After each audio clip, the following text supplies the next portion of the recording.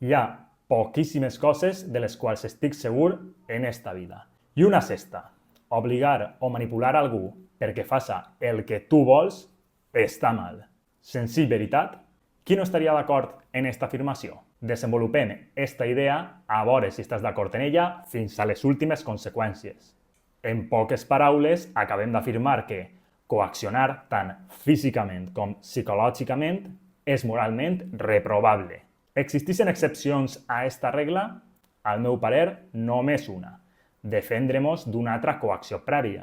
Per exemple, si mobilitzem a un atacant, estem conculcant la seva llibertat de moviment, però ho fem per protegir la nostra integritat de la seva agressió. Llevat de la defensa de la nostra pròpia llibertat, cap coacció és justificable. Anem ara a una escala més gran. Què és l'Estat?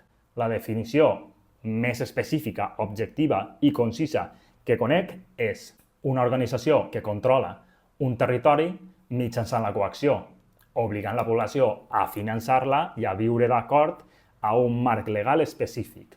L'Estat castiga la teua desobediència tributària si et negues a pagar els impostos que t'imposa.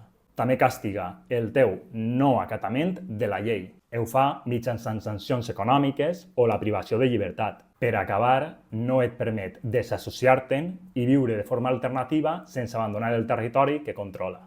Llavors, si la coacció és immoral, l'Estat, organització coactiva, també ho és. Si l'Estat és immoral, el més coherent és deixar-lo arrere i buscar formes d'organització social basades en la cooperació voluntària. Ara bé, molta gent no creu en la capacitat de la societat per conviure en plena llibertat i sense una autoritat que la coaccioni. Per a ells, anarquia és sinònim de caos i de desordre, i l'ésser humà un animal fratricida i caníbal, excepte els governants, que ens demostren el seu virtuosisme dia a dia. Jo no tinc totes les respostes a com seria un sistema àcrata ni conec tots els passos per arribar a ell. El que sí que tinc clar és que el sistema actual, que conculca les nostres llibertats, és injust.